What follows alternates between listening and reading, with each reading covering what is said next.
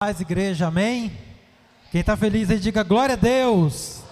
Opa, abra sua Bíblia então, por gentileza. João capítulo 5. Evangelho de João, capítulo 5. E nós vamos ler dos versos 7 até o versículo de número 14.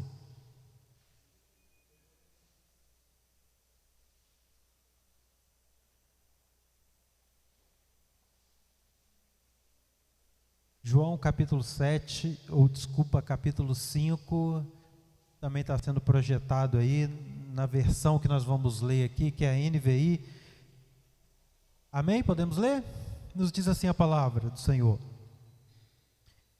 Disse o paralítico: Senhor, não tenho ninguém que me ajude a entrar no tanque quando a água é agitada. Enquanto estou tentando entrar, outro chega antes de mim. Então Jesus lhe disse: levante-se, pegue a sua maca e ande. Imediatamente o homem ficou curado, pegou a maca e começou a andar. Isso aconteceu num sábado, e por essa razão os judeus disseram ao homem que havia sido curado: hoje é sábado, não é permitido a você carregar a maca. Mas ele respondeu: o homem que me curou me disse: pega a sua maca e ande. Ou em algumas traduções, pegue a sua cama e ande. Então lhe perguntaram: quem é esse homem que mandou você pegar a maca e andar? O homem que fora curado não tinha ideia de quem era ele, pois Jesus havia desaparecido no meio da multidão. Mais tarde, Jesus o encontrou no templo e lhe disse: olhe, você está curado. Não volte a pecar, para que algo pior não aconteça a você. Convido para você fechar os seus olhos, nós vamos orar ao Senhor. Senhor Deus e Pai, te agradecemos por estarmos aqui nesta noite e mais uma oportunidade, Senhor, de ouvir a Tua voz através dos louvores que já entoamos, mas também, Senhor, certo de que o Senhor falará aos nossos corações na ministração da mensagem. Nós oramos assim no nome de Jesus. Amém. Podeis assentar.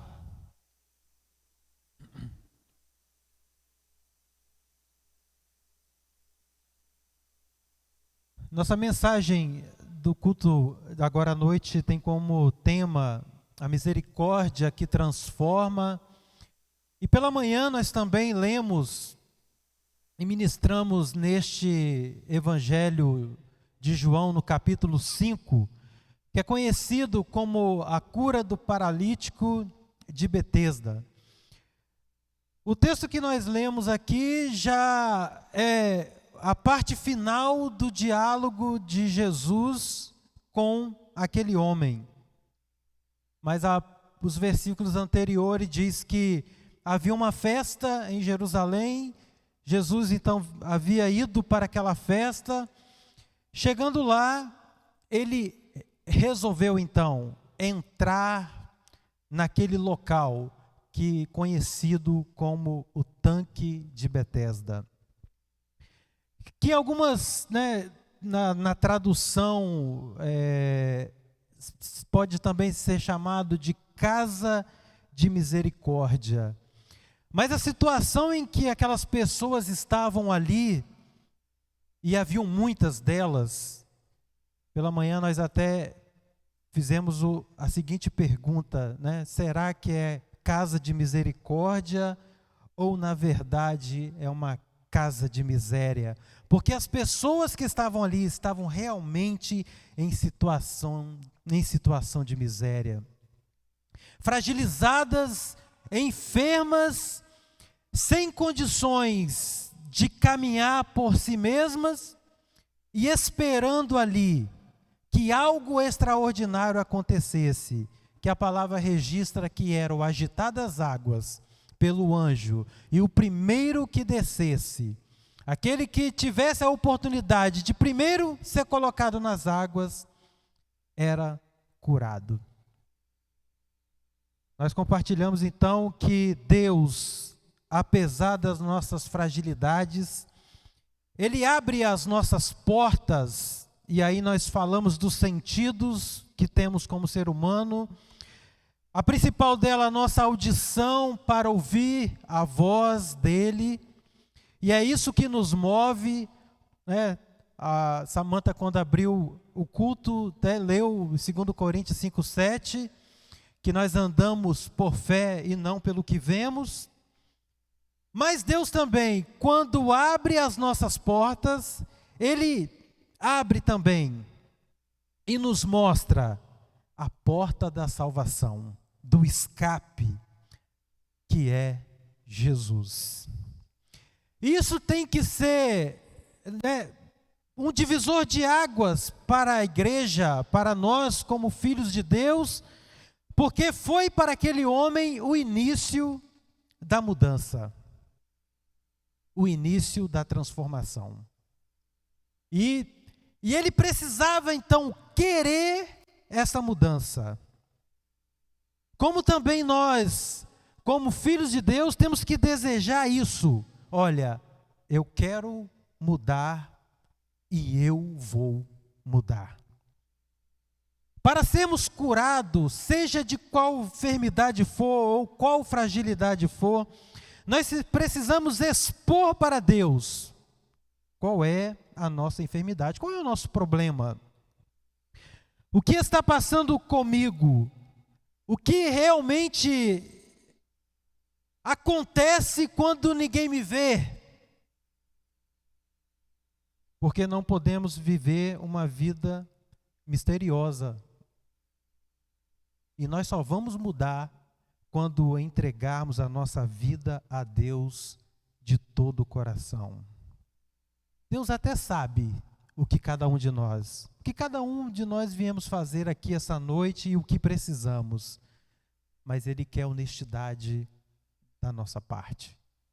Ele quer honestidade da minha parte, da sua parte, em confessar para Ele, primeiro, que eu preciso mudar.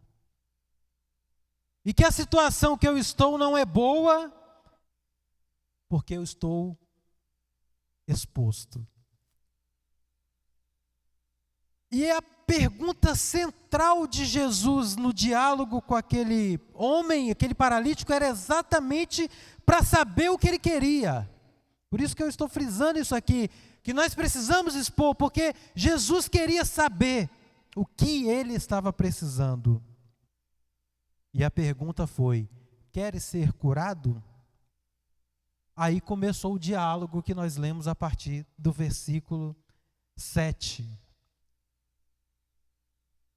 Talvez quando nós iniciamos a leitura, você pudesse imaginar o que seria a resposta daquele homem.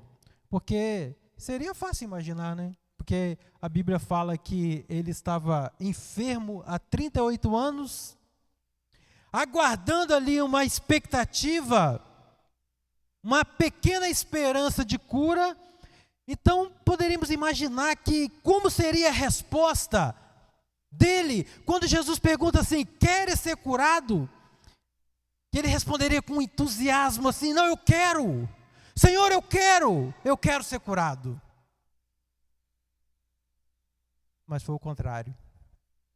Na verdade, em vez disso, ao invés de demonstrar o que ele queria, ele começou a dar desculpas.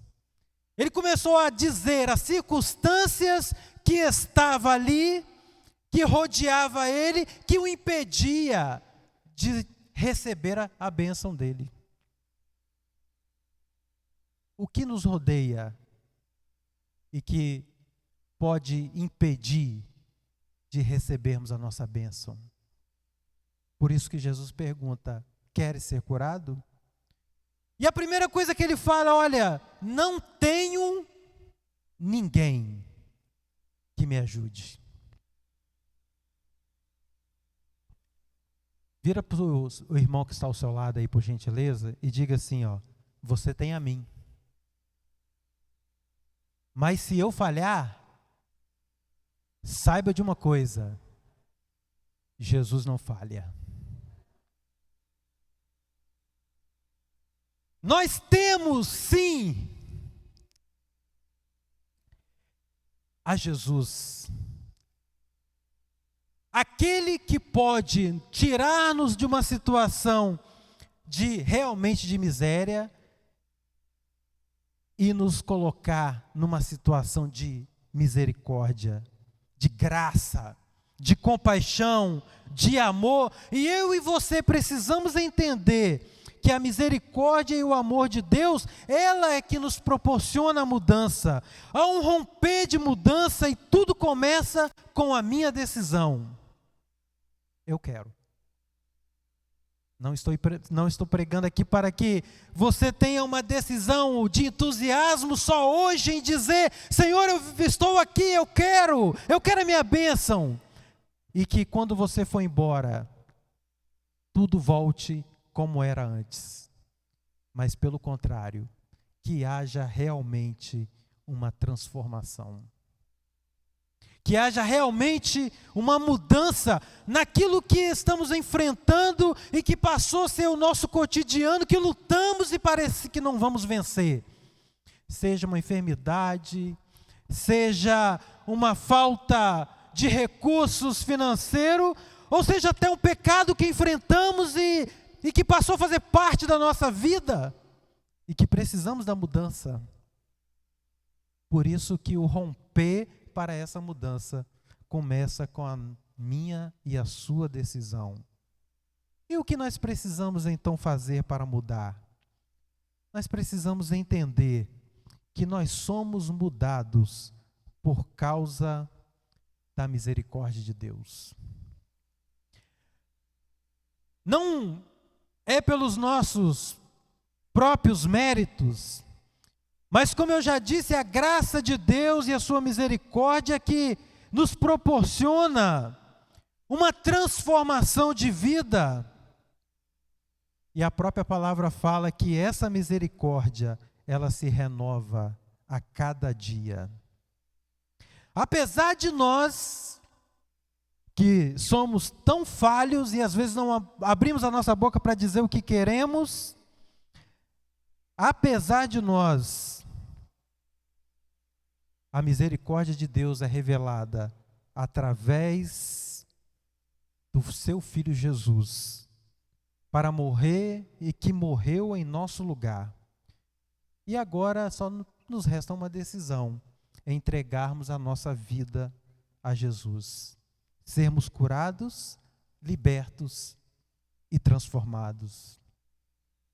Em Lamentações, capítulo 3, nos versos 22 e 23, o profeta ele vai externar isso, e ele começa com um louvor e com um agradecimento. Ele diz assim, graças, olha, é a graça, e graças a este grande amor de Deus, ou o amor do Senhor, é que não somos consumidos, pois as suas misericórdias, elas são inesgotáveis e renovam-se a cada manhã.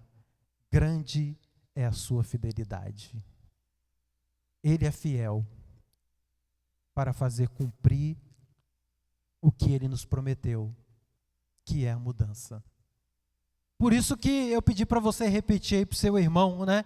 Que mesmo que eu ou você venhamos a falhar com o nosso irmão, ou seja, com quem está caminhando conosco, mas Deus, Ele não falha, porque grande é a sua fidelidade.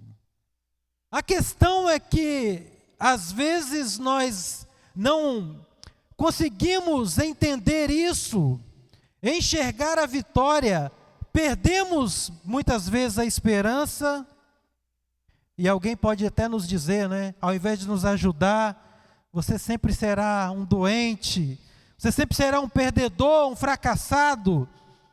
Mas Jesus nos diz: eu tenho a solução para você. Eu posso mudar todas as coisas, posso restituir a alegria, posso restituir o ânimo, Eu posso dar a vida eterna, ele diz isso. Eu posso dar a vida eterna. Eu posso fazer você prosperar. Eu posso abrir as portas que você precisa. Eu posso abençoar a sua casa, abençoar o seu emprego, o seu trabalho, o seu casamento, o seu relacionamento, os seus filhos. Eu posso abençoar a sua célula, a sua igreja, a sua vida por completo. Porque onde Jesus está, começa a mudança. Mas basta nós queremos e entendemos que não somos merecedores, mas graças ao amor de Deus, Ele pode nos mudar.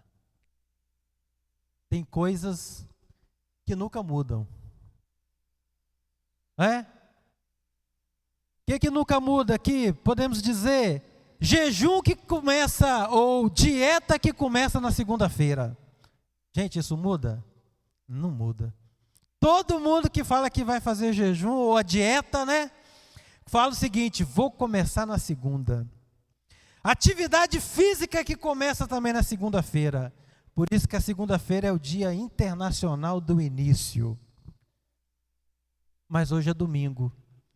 E Deus já vai começar a mudar as coisas hoje, em nome de Jesus. Outra coisa que não muda, o passado. O que passou, não muda mais. O que nós vivemos ontem, não vai se repetir. Mas uma coisa pode ser mudada: o nosso futuro, o nosso presente. E a esperança dessa mudança está em Jesus, porque Ele é o Senhor da mudança. Então, eu preciso querer essa mudança. E Jesus perguntou para aquele homem: queres ser curado? Mas como eu já disse, ele apontou as circunstâncias, deu mais valor aos problemas, a relatar o que impedia de receber o milagre, do que contemplar o Deus que está acima de todas as circunstâncias. Quando depositamos a nossa esperança e a nossa fé neste Deus, no Senhor, que nos resgatou para uma vida vitoriosa, nós temos a plena certeza que o nosso caminhar será ou vai acontecer independente das circunstâncias. Não importa o que acontecerá amanhã, se será o início da dieta ou não, mas Deus já vai começar a agir na sua vida. Não importa se amanhã vai aparecer um outro problema, mas você sabe que a sua fé está em Deus, que é acima das circunstâncias. Isto é andar em fé e não por aquilo que estamos enxergando. Nós precisamos então desejar essa mudança para viver o extraordinário e experimentar o melhor do que Deus quer nos oportunizar. E o que Deus quer para nos dar, nos oportunizar, é sermos filhos dele. Mas filhos transformados. E o que vai determinar se realmente estamos só no entusiasmo de recebermos uma bênção e continuar a caminhada, ou se realmente estamos sendo transformados, vai ser agora o nosso relacionamento de filho para pai. E aí nós passamos a desejar aquilo que precisa ser mudado em nós. O principal que precisa ser mudado em nós. O salmista, no Salmos de número 51, nos versos de 10 a 12, ele diz isso, o que ele precisava de mudar, o que precisava de mudar nele. E ele diz assim: cria em mim um coração puro, ó Deus, e renova dentro de mim um espírito estável. Não me expulses da tua presença, nem tires de mim o teu Santo Espírito, e devolve-me a alegria da tua salvação, e sustenta-me com o espírito pronto a obedecer. O que Deus quer em nós como mudança é a mudança do nosso coração. E quando dizemos coração aqui, é a nossa mente, é o nosso entendimento, é a nossa natureza, para que tenhamos uma vida equilibrada, como filhos de Deus, estável. Isso é, saber passar pelas circunstâncias e pelas dificuldades sem titubear e sem querer desistir. Por isso que o salmista diz: Senhor, cria em mim um coração puro. Eu preciso de uma transformação de dentro para fora. Primeiro tem que ser dentro. A transformação tem que ocorrer dentro de nós. Que aí os nossos atos é que vão dizer, vão ser externados se estamos mesmo sendo transformados. E eu te faço uma pergunta: como está a sua vida? Equilibrada, estável ou uma gangorra espiritual?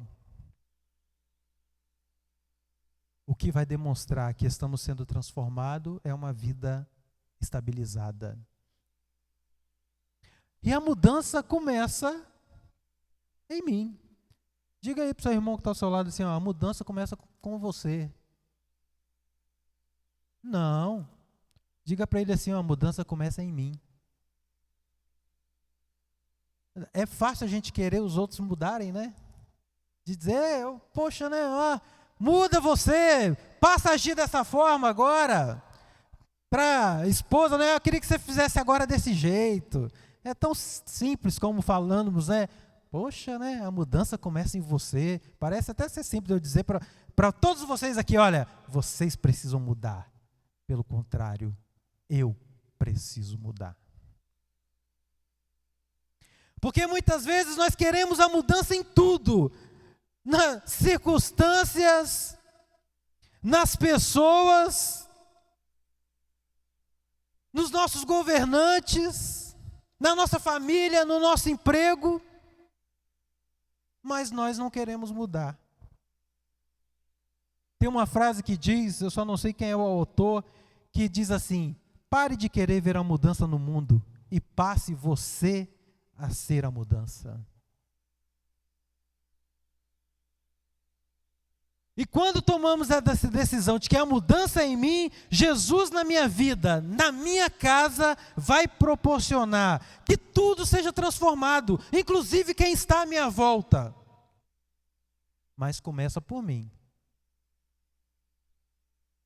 Querem ver como que começa por cada um de nós? A própria palavra descreve isso. No episódio em que Paulo e Silas estão presos, e de repente, quando eles ali estavam cantando e orando, de repente houve ali um tremor, as portas das prisões foram abertas, e o carcereiro se desespera, temendo que as pessoas que estavam ali tinham fugido. E ele então chega tremendo pelaquela circunstância, mas Paulo e Silas falam bem assim: olha, fique tranquilo, todos nós estamos aqui. E aquilo impactou de ver uma pessoa dois homens que estavam presos, mas que na verdade tinham a liberdade em Deus. E por que eu digo isso? Porque a liberdade nos faz tomar a decisão certa. Eles poderiam ter fugido, mas eles continuaram. Por isso que eu digo, eles estavam presos, mas eram livres. Se não fossem livres, teriam fugido. Mas eles tomaram a decisão correta. E então o carcereiro pergunta: o que eu preciso para que eu também tenha isso? Para que eu também seja salvo? Para que eu também seja transformado? Então Paulo responde para ele, Paulo e Silas, e está lá em Atos capítulo 16, versículo 31. Eles responderam: creia no Senhor Jesus e serão salvos, você e os de sua casa. Olha que interessante. Primeiro era ele. Creia na transformação primeiro para você, e depois vai alcançar aqueles que estão à nossa volta. Nós precisamos, como filhos de Deus, não permitir que as circunstâncias nos impeça de ver ou de experimentar a transformação de Deus. Precisamos parar com as desculpas que nós inventamos para nós mesmos. São os verdadeiros, desculpa a expressão, mas os mimimis que nós tomamos para nós mesmos. A respeito do que estamos vivendo, do que estamos passando, de quem somos, o que está acontecendo lá no meu emprego, no meu trabalho, na minha casa, para entender que precisamos apenas de uma coisa: responder para Jesus o que nós queremos. Muitas vezes, como eu disse, tem coisas que não podem ser mudadas, mas tem outras que nós não queremos que ocorra mudança. E às vezes estamos até na igreja há anos e anos, mas tudo continua como antes. As nossas atitudes, fazendo as mesmas coisas, presos nas doenças, nas enfermidades, nos pecados. Mas Jesus, Ele, pelo seu Espírito Santo, nos pergunta: você quer ser curado? Você quer ser transformado?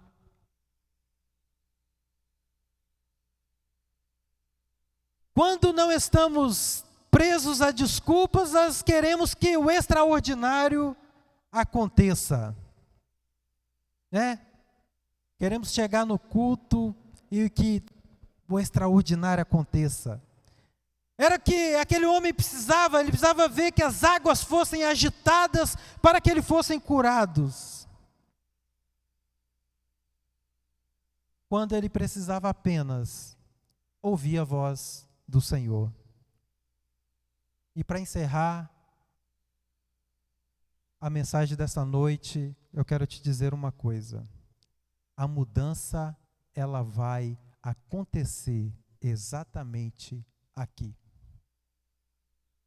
A mudança para aquele paralítico aconteceu naquela mesma hora, quando ele ouviu a voz e o Senhor falou: toma a tua maca e ande. Não foi: olha, eu vou falar alguma coisa aqui, ou eu vou que o extraordinário aconteça, eu vou mover as águas. Jesus não disse isso para ele: eu vou mover as águas para alguém te colocar lá dentro, eu vou arrumar até alguém para te levar até a água. Jesus disse: não, é só você tomar a decisão e se levantar. A mudança, ela acontece onde estamos, porque quem faz a mudança está neste lugar, que é o próprio Senhor Jesus, através do seu Espírito. Chega de esperar, em nome de Jesus, E vamos tomar posse dessa transformação que Deus quer nos oportunizar e nos oportuniza todos os dias. Diga para o seu irmão mais uma vez: você está no lugar da mudança.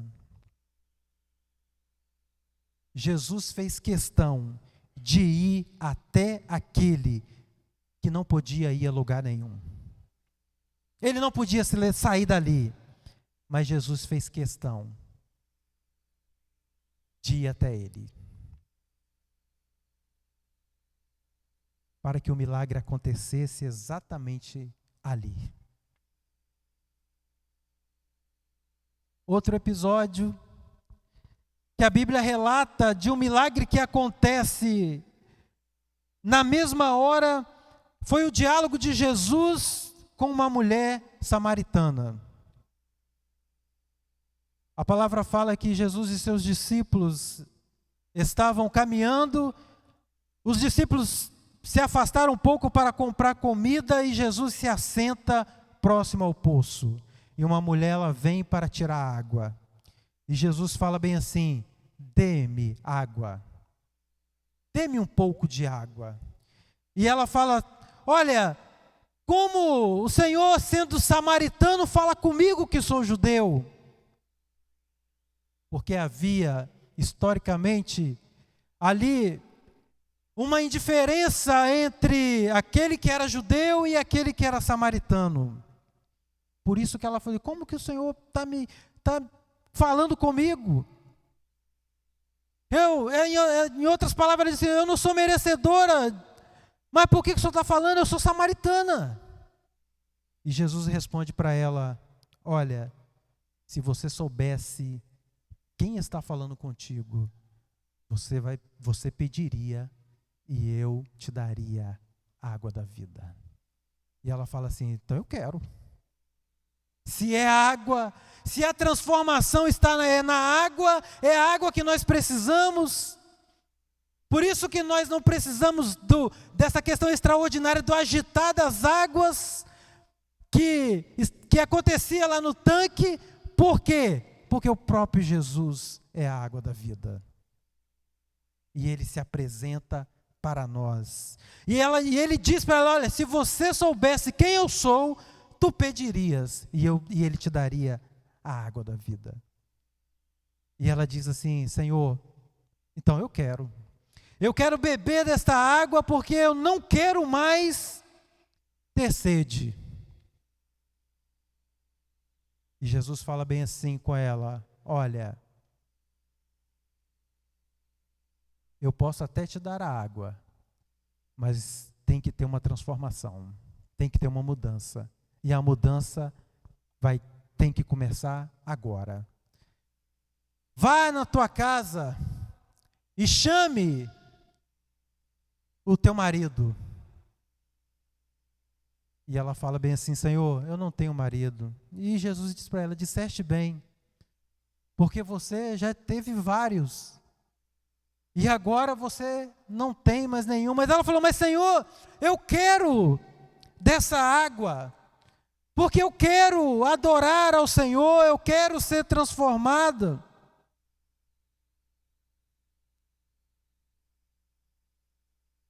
E ela queria saber aonde ela precisava ir. Aonde ela precisava ir, a quem ela precisava ir então, para ela ter essa transformação. E ela fala: Senhor, aonde que eu tenho que adorar, aonde que eu tenho que buscar para que eu beba dessa água? Porque os meus antepassados dizem que é aqui, em Samaria, outros falam que é em Jerusalém. Mas ela diz o seguinte, isso está registrado no capítulo 4 de João, mas no versículo 25 ela disse assim: mas eu sei que o Messias, chamado Cristo, está para vir, e quando ele vier, vai explicar tudo para nós. Então Jesus declarou para ela: sou eu sou o Messias, sou eu que estou falando com você. Sou eu sou a água da vida. Tanto é que num dia de festa ele diz: olha, quem tem sede, venha a mim e beba. no João capítulo 7, versículo 37. Ela falou, sou eu, que você não precisa ir em lugar nenhum, porque eu estou aqui.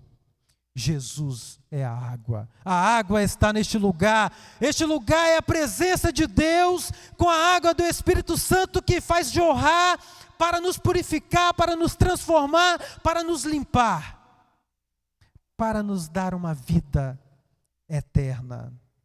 Ele nos diz nesta noite, sou eu mesmo, você está no lugar certo, é aqui mesmo, o milagre é aqui mesmo, porque a mudança começa quando a desculpa termina.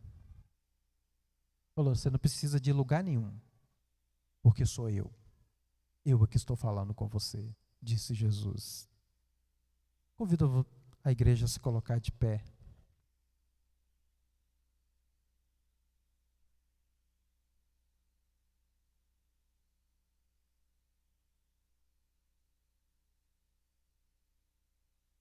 Como eu disse pela manhã,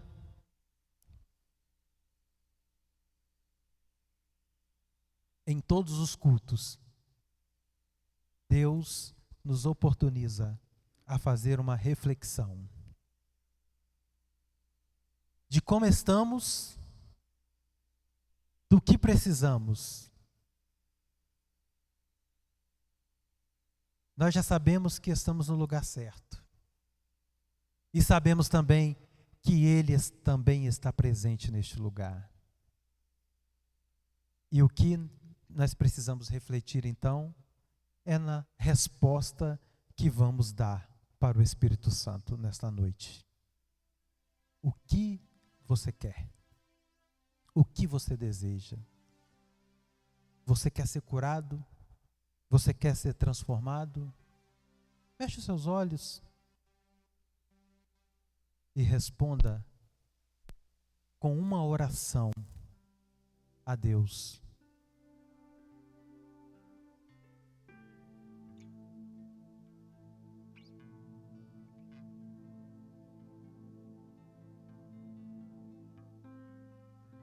Senhor,